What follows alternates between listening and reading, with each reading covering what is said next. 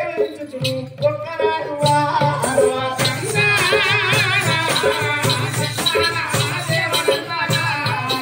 ఓ లక్ష్మణోహర నాగరక్షక సేవరాజని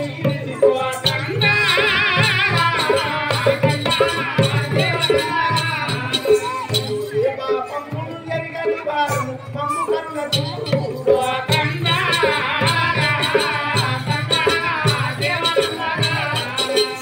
హరిపరి విధముల శ్రీ లక్ష్మిని ప్రార్థించి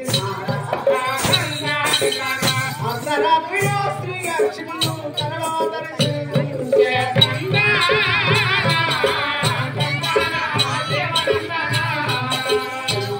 కోరికకు శ్రీ లక్ష్మిని ఇటుల వరికిన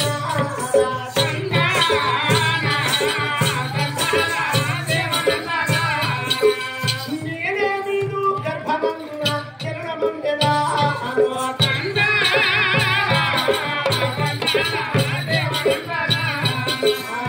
గోవిందమ్మని నామకరణము మీరు పెట్టడం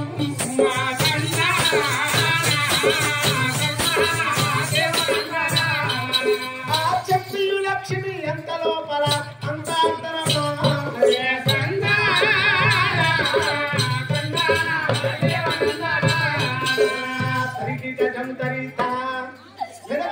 గ్రామము లోపల శివగోడేచారి చెండికమ్మ అనే దంపతులు ఎన్నో నోములు నోచారు, ఎన్నో వ్రతాలు చేశారు. ప్రతి శుక్రవారం లక్ష్మీ పూజలు, వరలక్ష్మి రథాలు ఎన్ని చేసినా వారికి సంతానం కలగలేదు. ఒకనాడు ఆ లక్ష్మీదేవతలు అన్నారు, అమ్మ మా గర్భవాసము సంతానం లేకని లక్ష్మీ పూజలే చేస్తున్నాము, నీవే మారి మా గర్భములు జన్మిస్తే మంచుకుంటుందని వాళ్ళు కోరుతున్నారు.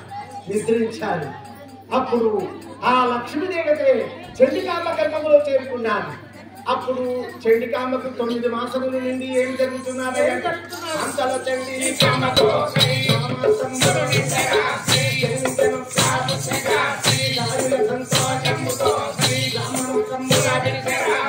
గోవిందమ్మని నామము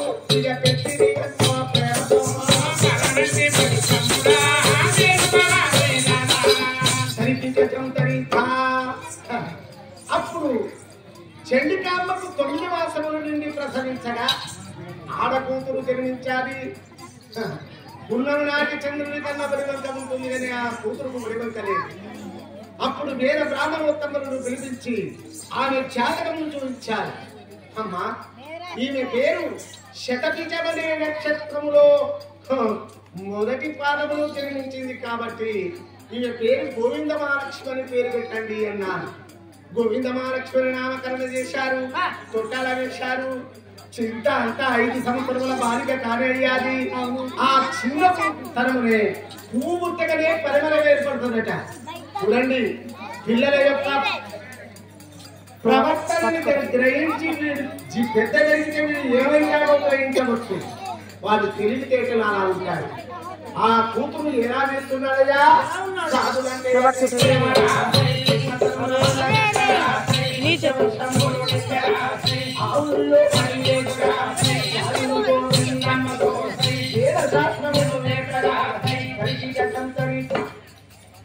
ఈ రోజుల్లో బళ్ళు వాడకొక్కటి, ఊరికి 2 బళ్ళు ఉన్నాయి. ఆ రోజుల్లో ఒక్కడు చదువుకున్నోడు ఉత్తరం రాయడానికి కావాలంటే 7 ఊర్లు తిరిగినా కూడా చదువుకుంటోడు లేడు. ఎందుకు లేడయ్యా?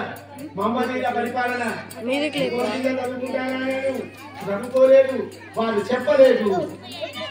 ఆ రోజుల్లో దాదాపు 600 సంవత్సరాల క్రితం కదా ఆ చండికాంబ శివకోటేచారి తన కూతురుకు ఆలోచించారు. శివకోటేచారి అక్షర జ్ఞానం నేర్చుకున్నాడు. బలి అంటే తండ్రి ఇంట్లో. తర్వాత దేవాలయం ఇంటి పక్కనే ఉంది. బయట ప్రపంచం అంటే ఏమి? గోవింద మహాలక్ష్మి 16 ఏళ్ల వయసుకు వచ్చింది. 16 ఏళ్ల వయసుకు వచ్చే వరకు మరి దక్షిణ భారతదేశం పోయిన వీరకమ్మంటారు. అదే పెదకమల్లయ్య గ్రామం ఊరు వెలుపల శివాలయం ఉంది. మన స్వర్ణ గ్రామానికి రామాలయం ఎట్లుందో పెదకమల్లయ్య గ్రామంలో శివాలయం అట్లా ఉంది. అక్కడ ఉద్యానవనాలు ఉన్నాయి. చెమ్మా చెక్కల ఆడుకుంటానికి స్త్రీలు ఆనందంతో ఆ గాడిదలను తిరగడానికి అనువుగా చేశారట ఆ గ్రామ ప్రజలు. ఇక్కడ రామాలయంలో ఎట్లా చేశారు. అయితే గోవింద మహాలక్ష్మి ఆలోచించింది, ఉద్యానవనములకు వెళ్ళాలి. శివాలయం పక్కన ఉద్యానవనం ఉంది. ఆ ఉద్యానవనములకు వెళ్దామంటే ఈమె కోరిక కోరుకున్నది. బ్రహ్మంగారు అక్కడ ఉన్నది కదా, మనసు గుర్తియాలే కదా. స్వామివారి ఎప్పుడో వచ్చి శివాలయంలో ఉన్నాడు. గోవింద మహాలక్ష్మి, అమ్మా ఏమిటమ్మా నేను ఉద్యానవనములకు పోతానే. ఉద్యానవనములకు చెరికట్టెలతోనే నువ్వు ఒక్కదాన్ని కాదు, రోడ్డు బాడుతున్నాడు కదా, వాళ్ళని తీసుకొని పోతుంటే ఒక్కదానికి పోదు. అక్కడే మన ఇంట్లోకి వెళ్ళారు రోజులు అడుగులు నువ్వు ఒక్కదానికి పోదు. మరి ఎవరెవరు పిలవాలి? అగో మన ఉన్నారుగా, నేను ఇంట్లోకి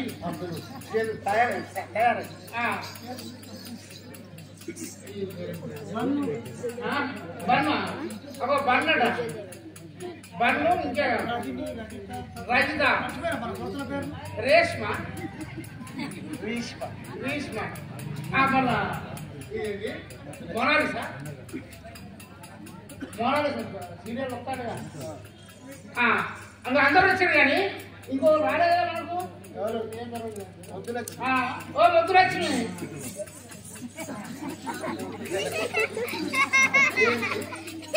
ఒకటే చేసి రాసుకుంటారు. ఏమైంది ఒకటే ఏ ఓ కీకల మీద కీకలు పెడుతున్నావు. ఏమైంది నీకు? గట్టెందుకు రాసుకుంటారు? ఇగో ఏంటిదంటున్నావా? ఇగో మా యారాలు మనమరాలు పంక్షన్ అయింది.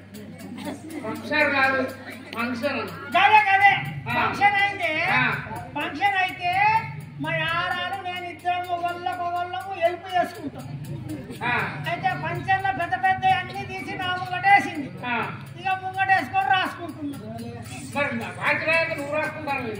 ఏంటిదే చెప్పు నీ పని. మన గోవింద మహాలక్ష్మి అట ఉద్యానవనానికి తీసుకుపోవాలంటారా? అబ్బో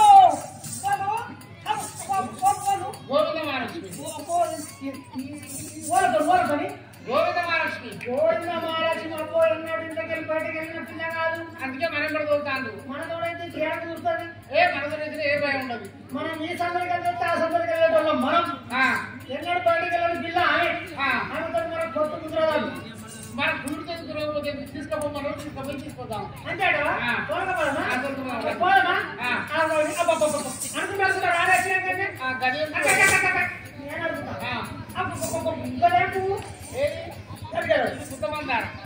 మరి గిరే పువ్వు మరి ఇది కొన ఎర్రగా పొస్తమున్నది. ఇదే పువ్వే. ఇది సంవత్సరానికి ఒకసారి వస్తుంది. మోదుగు పువ్వు అంటుంది. దాన్ని ఏం చెయ్యాలి? కలందాక నీళ్ళలో బకెట్ పెట్టి పొద్దున్నాక సిక్కలు పెట్టుకుంటే నానబెట్టి పెట్టుకోవాలి. నానబెట్టి పెట్టుకుంటే ఫుల్ సర్వీస్ ఇస్తుంది అన్నమాట. అయితే కానీ మనం అందరం వచ్చినా కానీ మాట్లాడు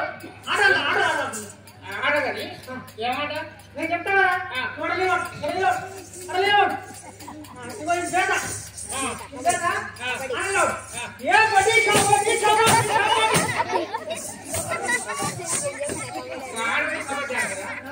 అది మొగలు ఆడుకునే ఆట. అయ్యో ఇది ఆడమాట కదా. అయితే ఒక అడలేవు పొడిగాడి పట్టుకొని వాడు నేను గుండ్రాడు పట్టుకుంటా. గుర్రు కట్టి నా గుండ్రాడు వాడిని పొడిగాడు పట్టుకోతా. ఏమాటది? అది కూడా గదే. ఇప్పుడు మన సంక్రాంతి కాడి క్రికెట్ క్రికెట్ క్రికెట్ అది కూడా మొగలు ఆడుకునే ఆడే. అది కూడా రాదు.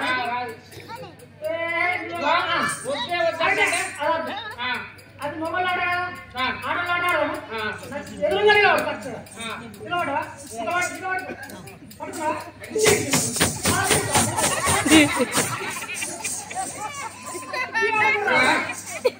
ఈ చెట్టు ముద్ర ముద్రలు కట్టేందుకే ఉన్నట్లే కాదంగా పూలు ఎక్కువ నక్కలు వచ్చి జడ పెట్టుకోక పూలు ఎక్కువైనాయి. ఆడదు పూలు మారేయద్దు. దోషం. మరి ఏం చేద్దామండి? ఏం చేద్దాం? ఎక్కువైన పూలు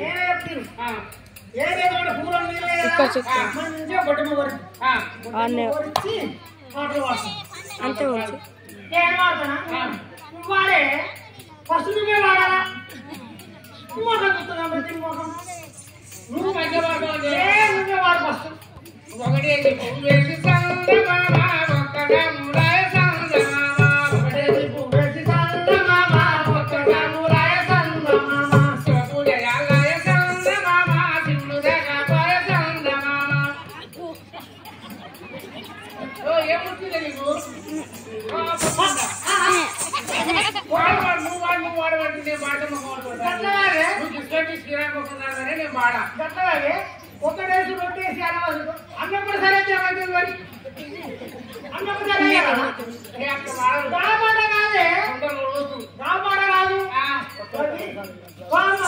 వాడని పాడాలని పోతున్నా గోవింద వాడు చూద్దాం అమ్మ ఇంకా పాట గదే పాట ఇగో ముంగడ పెట్టుకొని టప్ప టప్ప టప్ప అవుతున్నాడు ముంగడ పెట్టుకొని కొట్టుకునేది గదే పాటనమ్మా ముంగడ పెట్టుకొని టప్ప టప్ప టప్ప అవుతున్నా అరే ఆశ్వీజ మాసాన అమ్మరక్కలు కలిసి చెరువుకు పోయి ఆడతారు గదే పాట మరి గౌరమ్మ పాట అయ్యో నా గౌరమ్మ రాక గట్లన్నా పాడమ్మ మంచిగా శ్రీలక్ష్మి మైనవు గౌరమ్మ చిత్తమై తోచునమ్మ శ్రీలక్ష్మి మైనవు గౌరమ్మ చిత్తమై తోచునమ్మ భారతీ సతివై బ్రహ్మ జిల్లాలివై భారతీ సతివై బ్రహ్మ జిల్లాలివై భారతీ సతివై బ్రహ్మ జిల్లాలివై భారతీ సతివై బ్రహ్మ జిల్లాలివై పరమేశ్వరాదివై గౌరమ్మ కార్యవై హరికి శ్రీలక్ష్మి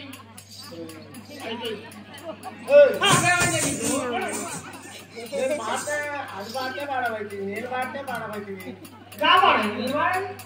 పాడవాడే గట్టి వాడతా ఎట్లా పాడ పాట వాడితే వైకుంఠమున్న శ్రీమూర్తులు వచ్చే ఉత్సవాలు ఎంత మంచి పాటలు తీసుకురా మమ్మల్ని పాడండు గదే పాటనే ఆవాడిని మొదలై ఉండేనే మొదలైంది కొసక్క పెట్టండి జై శ్రీరాముని మర్చిపోయినా శ్రీలక్ష్మి మహిమలు శ్రీలక్ష్మి కాదు సరిగా ఎవరు లేదు అక్కడి నుంచి ఎక్కడికి వెళ్ళి మంచిగా అనుకో మరి శ్రీలక్ష్మి మహిమల గౌరమ్మ చిత్తమై తోచనమ్మ గౌరమ్మ శ్రీలక్ష్మి మహిమలు గౌరమ్మ చిత్తమై తోచనమ్మ గౌరమ్మ శ్రీరంగ చిందారమే గౌరమ్మ ఒళ్ళంత బంగారమే గౌరమ్మ శ్రీరంగ శృంగారమే గౌరమ్మ ఒళ్ళంత బంగారమే గౌరమ్మ దూరాల దూరబండే గౌరమ్మ తిరుపతిలో గోడగుండే గౌరమ్మ దూరాల గోరబండే గౌరమ్మ తిరుపతిలో గోడగుండే గౌరమ్మ నీలము నీలిస్తురా గౌరమ్మ నిప్పుండు ఒరిగిస్తురా గౌరమ్మ నీవు నీలిస్తురా గౌరమ్మ నీవు వెలిగిస్తురా గౌరమ్మ దూరాల దూరబండే బుజ్జమ్మ దగ్గరికి జరిగి పండే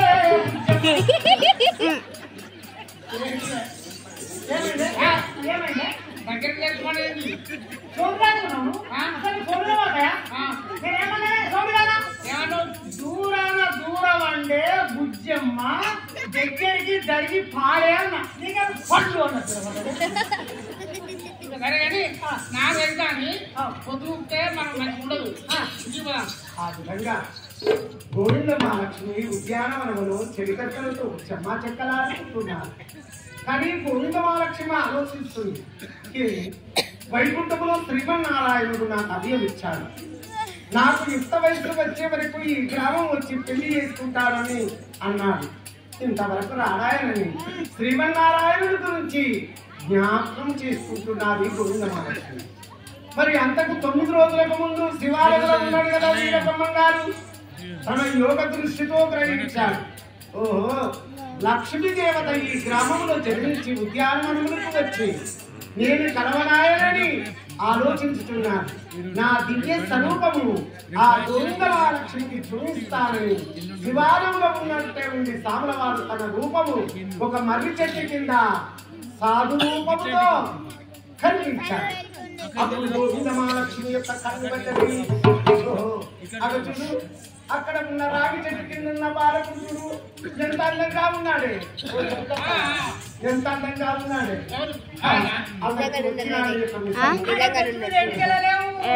దేహం నీలమేడ అబ్బా నిజంగా యాత గులాబీ రంగుతో ఉన్న స్వామి నేను పెళ్ళంటి చేసుకుంటే వైకుంఠంలో మాట ఇచ్చిన స్వామి వారు ఇతడే, నేను ఇతని తప్ప ఎవరిని లగ్నం చేసుకోను. ఆహా, ఎంత అందంగా ఉన్నాడే, ఎంత అందంగా ఉన్నాడే, ఎంత చక్కని సుందరంగు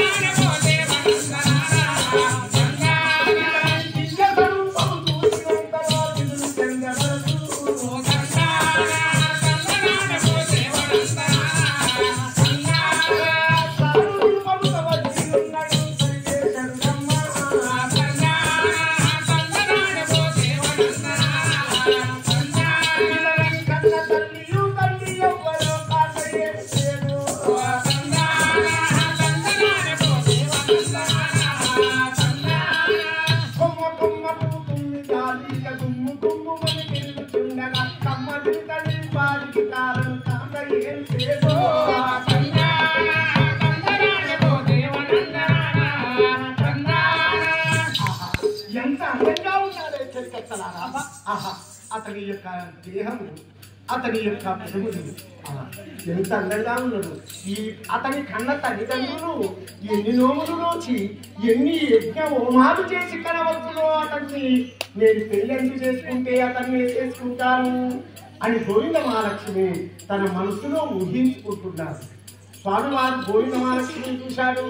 ఓహో, అష్టకళలతో ఉన్నది లక్ష్మికి, అష్టకళలు తప్ప ఎవరికీ ఉండవు.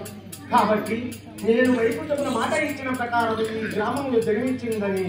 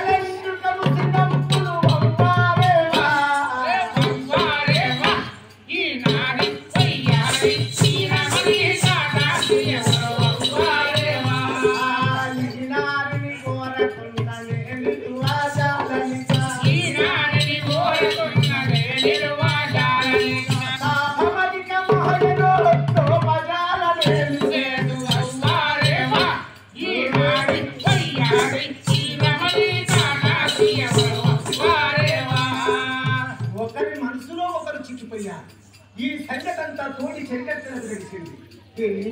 రేపు ఏ అగాయితం జరిగినా మనము తోటిపోయిన చెరికత్తలకే వస్తుంది. గోవింద మహాలక్ష్మిని తీసుకొని ఇంటికి వచ్చారు. అప్పుడు చెట్టికమ్మతో అన్నారు, ఓ అమ్మ, ఆ ఉద్యానవనంలో ఒక సాధువు కనిపించాడు. అతన్ని పెళ్లి చేసుకుంటానని మాకు చెప్పింది. నీ ఇష్టం తల్లి అని చెప్పిపోయాను. అప్పుడు చండికామ్మ ఆలోచించాలి. కూతురు పెళ్లికి వస్తే ఎవరికి ఆవేదన ఉండాలి? కూతురు పెళ్లికి వస్తేనా? కూతురు పెళ్లికి వచ్చిందంటే తల్లికి ముందు ఉండాలి. కొడుకు పెళ్లికి వచ్చిందంటే తండ్రికి ఉండాలి. అంటే ఆ అనుభవం తండ్రికి తెలుస్తుంది. కూతురు పెళ్లికి వచ్చినప్పుడు తల్లికి తెలుస్తుంది.